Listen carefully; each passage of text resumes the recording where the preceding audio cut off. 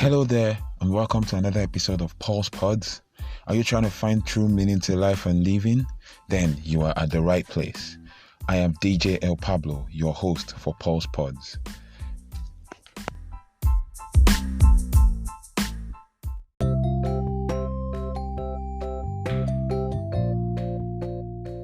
Hello everybody, and welcome to today's episode of Pulse Pods.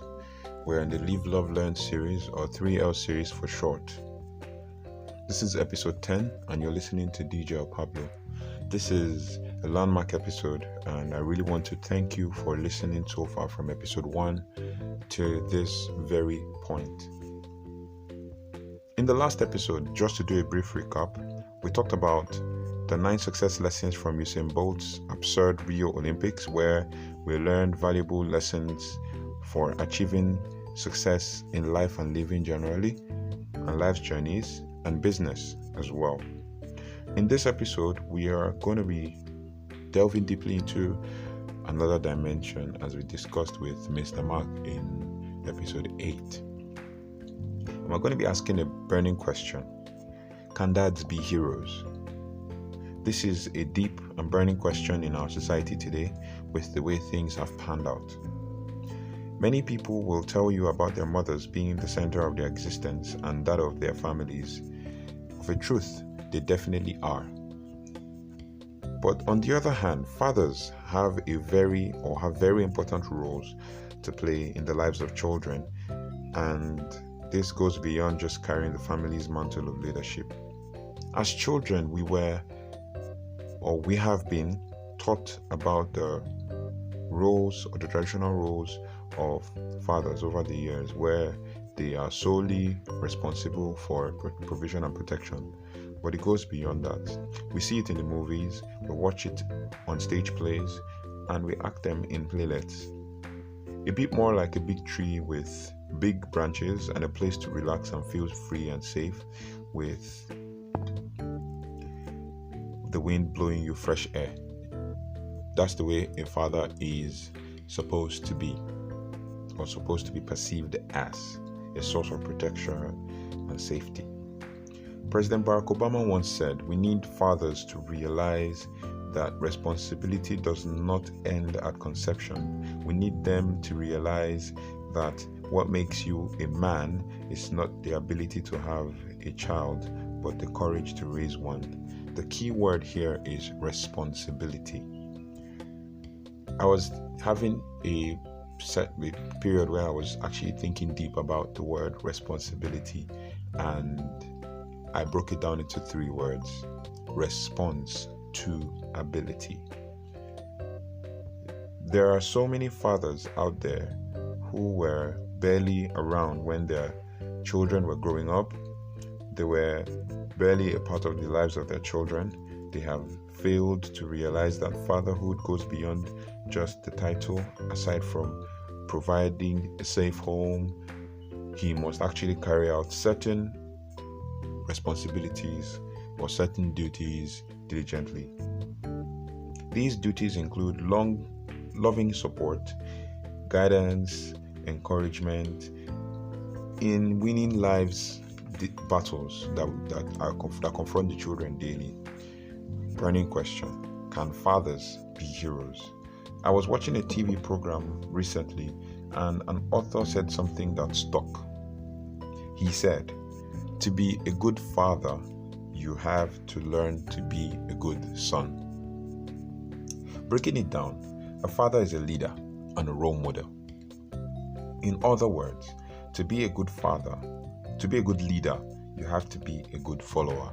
I take it again. To be a good leader, you have to be a good follower. To be a good teacher, you must be a good student. I read an essay recently online about fathers. The essay is titled, "My Father, My Best Teacher." The writer said, and I quote, "At every point in my life, I have 2 types of education. Schools offer the basic knowledge for how to make a living, and the other is my father, who teaches me how to live." End of quote.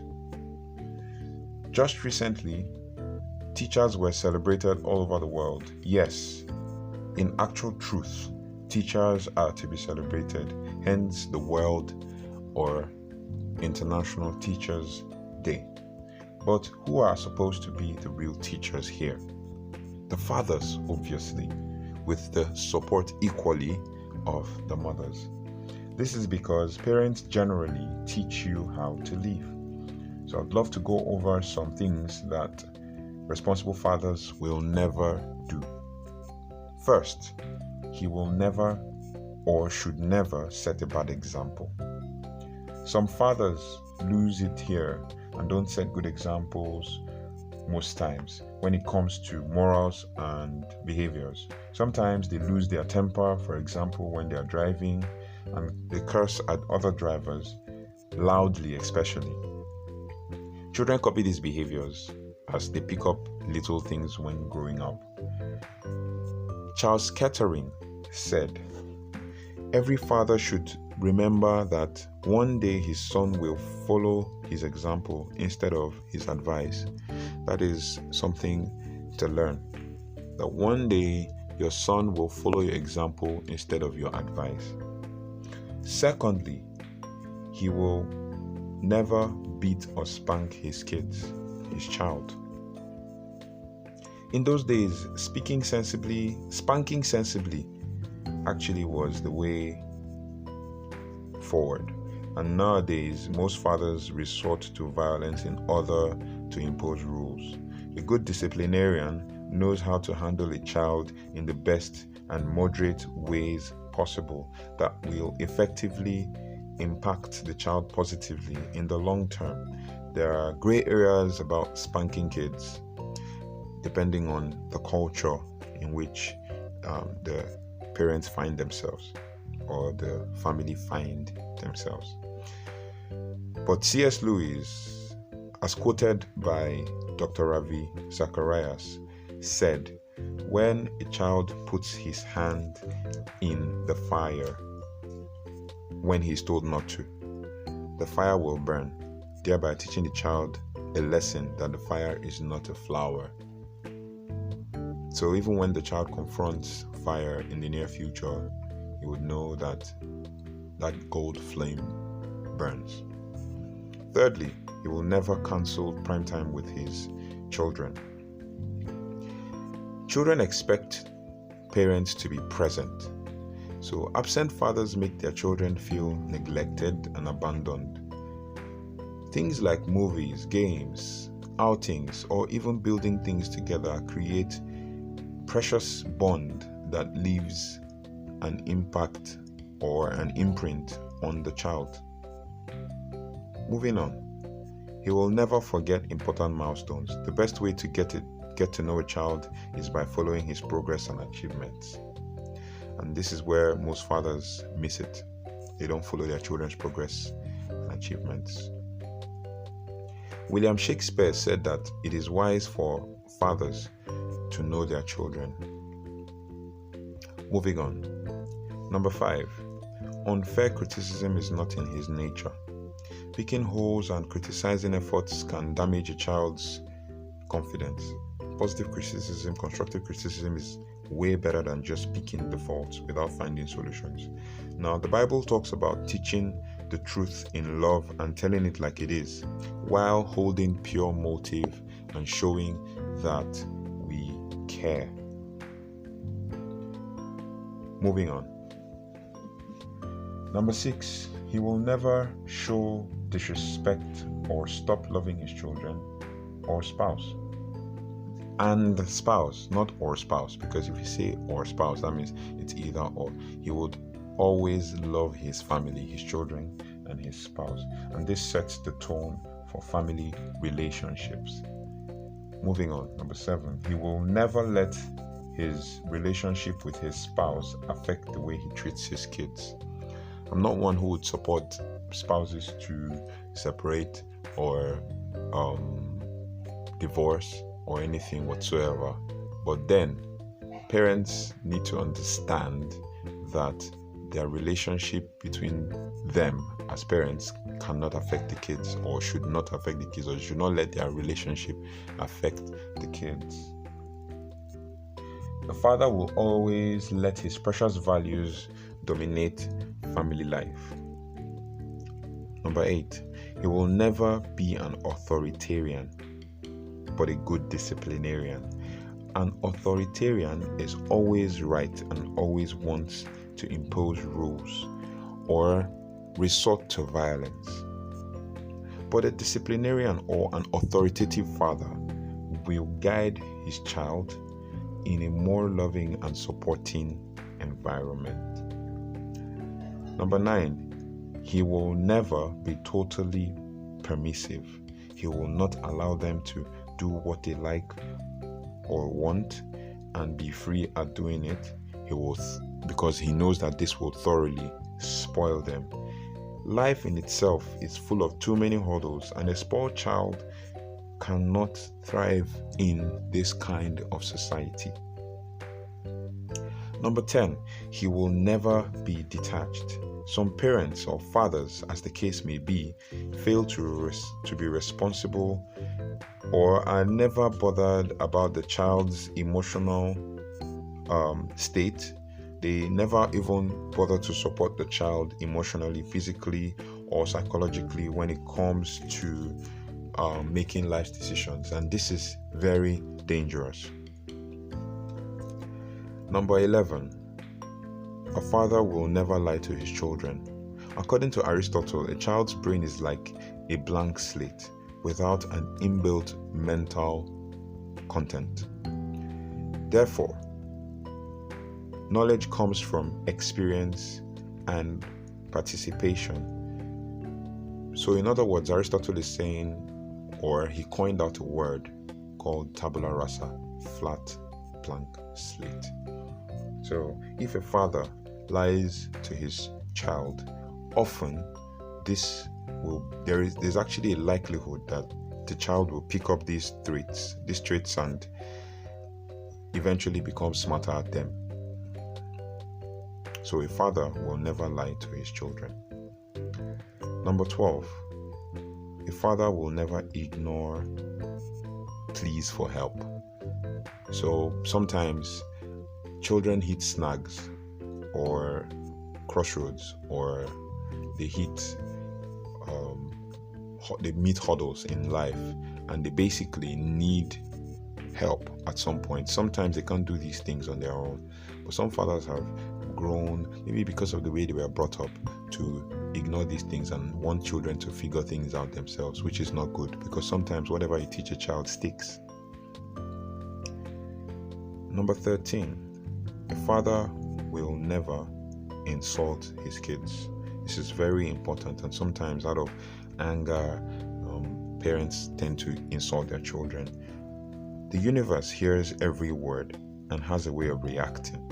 So responsible fathers will always constructively and consistently build up their child so as to prevent low self-esteem issues, which is a problem today that has led to a lot of children committing suicides.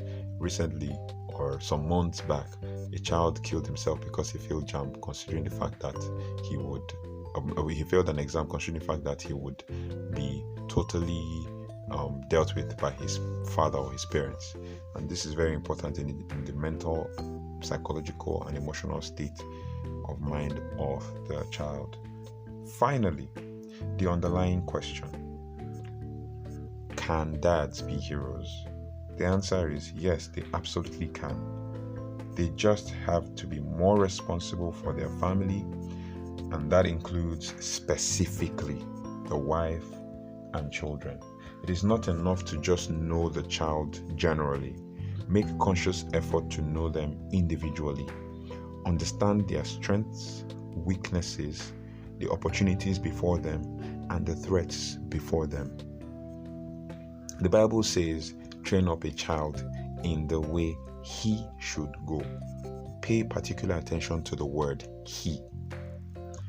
The Bible doesn't say the way they should go. The Bible says the way he should go. This is because the individual is important and different. Focus on the individual, because every child is born with his own abilities specific to him. you don't generalize children in the way you bring them up. Everybody has his own gifts, everybody has his own strengths, everybody has his own weakness, and all of that. So parents should focus on the individual. Not saying that you should love them differently or you should love one child more than the other, but focus on the individual while loving all of them in their own way. The Bible also says that when the child is old, he will not depart from it. So teaching your child how to live is the ultimate heroic moment as a father. I'll leave you with this to end this episode. Every day, you have a choice to either plant seeds of growth or seeds of doubt. But I implore you to plant seeds of growth today. Thank you for listening, and God bless your heart. I want to also appreciate all of you who have taken your time to send in your suggestions, your comments, and all of the other things that you sent across to us. We deeply appreciate you, and we are as well trying our best to reply to as many comments as we receive. So thank you for using your data. Thank you for listening, and see you on the next one.